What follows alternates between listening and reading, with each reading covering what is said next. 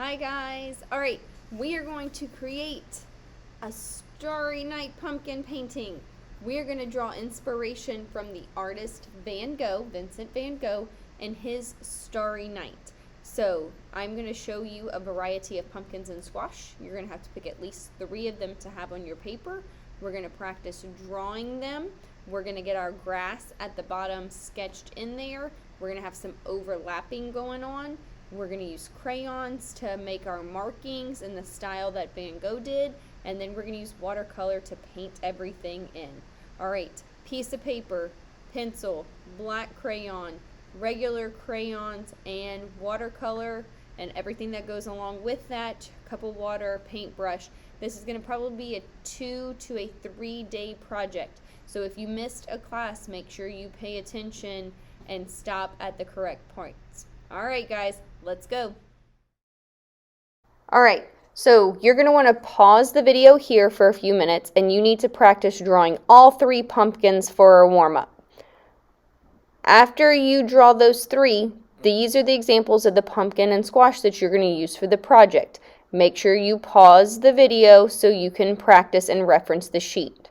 Now this is a step-by-step guide of what you're going to do to complete the project, and I'm about to show you how it's done.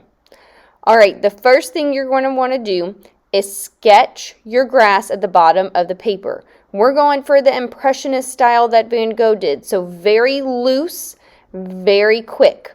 Then you're going to pick a pumpkin from the reference sheet and you're going to draw it, okay? If you need to draw on top of the grass so you get your pumpkin the right shape, draw on top of that grass and just make sure that you erase it. You want to make sure that your pumpkins look superimposed and that they are behind the grass, okay? And so then once you get the first one done, you move to the middle. It's just like whenever you write or you draw, write or read, you start from the left and you work your way to the right. So now I'm doing a different type of squash. Notice my last pumpkin was short and now this squash is tall. We're also looking for a variety of size, and also my pumpkin on the left is in front of my squash. And then I move to the third pumpkin. These pumpkins aren't all straight. Make sure you make them sit and tilt so you can add more variety and interest to your artwork. And it's okay if they go off the page, that also adds interest to the artwork. I am referencing those sheets at the beginning as I draw these, so make sure that you have that up so you can see it. Now I'm going to work on outlining. Once your picture is drawn and you like it, you have to use a black crayon. You cannot use a Sharpie or a colored pencil. We need the black crayon to help hold the watercolor in once we get going, okay? If you have any mistakes, you need to erase them and fix them before you start outlining. Your hand should hurt because you should be pressing down very waxy. And any details that you want, make sure they're nice and outlined. Any details that you don't want, don't do them, and then you'll need to go back and erase whatever does not get done. So you outline your grass and then you outline all of the pumpkins. Take your time, don't rush, don't forget about the stems, and make sure you just get everything outlined as waxy and hard as you can. Now I'm going to take the crayons and I'm going to use them to make marks inside the pumpkins. You're going to want to use yellows, reds, oranges, and we're going to add some very quick, scratchy lines to give our pumpkin some detail. This is where the Van Gogh impressionist style comes in as well. Make sure you are pressing down hard and waxy to get this done. You are not completely coloring in the pumpkin. You are just making some scratch marks, some lines, following the way that your squash or pumpkin moves, okay? You're giving it some character. You're giving it some texture.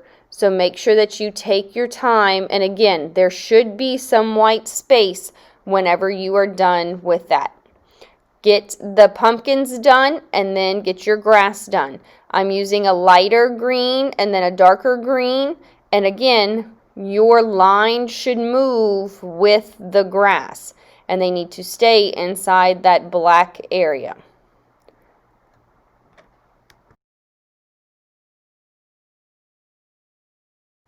Alright, I'm going to go ahead and get my pumpkins painted. So I'm using watercolor and I'm going to paint inside the pumpkins, okay? Take your time, make sure you follow the black lines. If you want your pumpkin to have a lighter value, you use more water. If you want your pumpkin to have a darker value, you use less water. You can use orange, you can use yellow, you can use red. Whatever color you want to use is totally fine as long as you blended it in really well. Make sure that your pumpkin touches the grass and that the color of the pumpkin does not go into the grass. So take your time, use the watercolor paint, and get all 3 pumpkins painted. So I am using realistic colors for the pumpkins, okay? Also make sure that you're using the paint the right way in your tray. I am rolling the brush around the paint tray. When I need more water, it is just a very small dip inside that water. You don't want a lot of extra water because then that messes with the value. So small dips. I don't have a napkin because I am gently swiping up on the cup, the side of the cup, to help get the extra water off, okay? So take your time. Think about how you're using your paintbrush. If you need to practice on an extra sheet of paper, you totally can. But just take your time, have fun, and paint inside your pumpkins.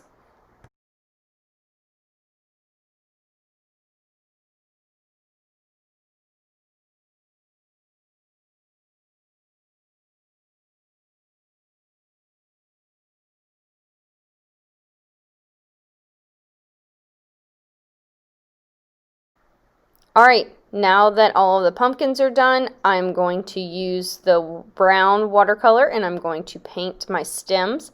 I could have probably added a couple of lines inside there with a brown crayon, but that's totally up to you. And then now I'm going to get the grass painted in green. Take your time, don't rush, and if you used a lighter green, it'll definitely show up whenever you paint on top of it with that darker green. You can use some yellow down there too if you want like a yellow green, but I would make sure not to contrast, like get the yellow by a yellow pumpkin if you used it. Think about how you want your colors to contrast as the painting evolves.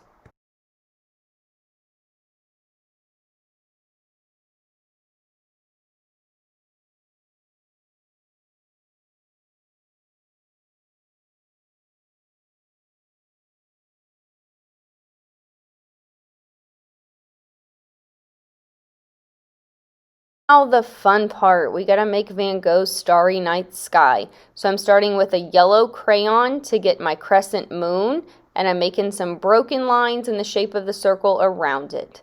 I'm also going to use a white to add some more little broken lines around that.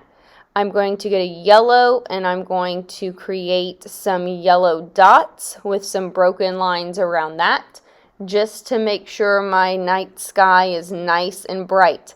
Then I'm going to take my white, my blue, my purple, and I'm going to do some scratchy, some broken, wavy lines. I'm going to follow the circle. Again, press down really hard, really quick, sketchy, flowy lines to get Van Gogh's Starry Night Sky in your background. So take your time, and again, you're using blues, purples, yellows, whites to get the sky done.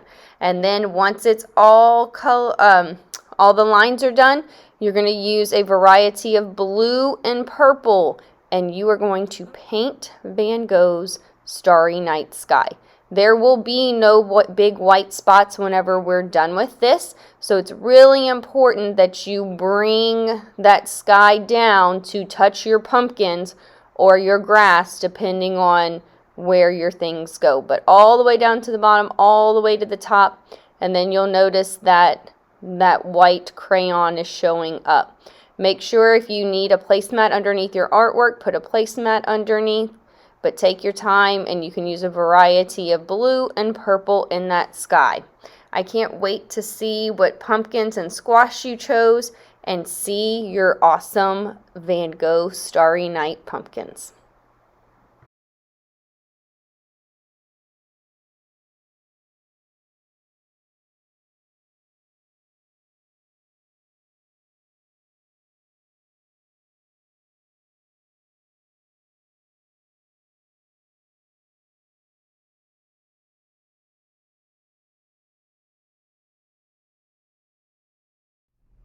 Alright guys, how cool! A Starry Night Pumpkin.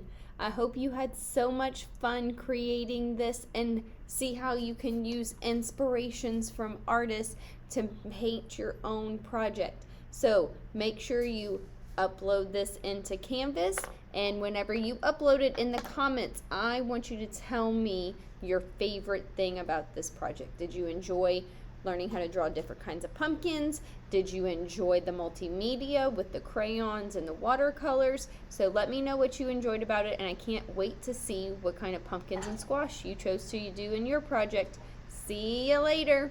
Bye.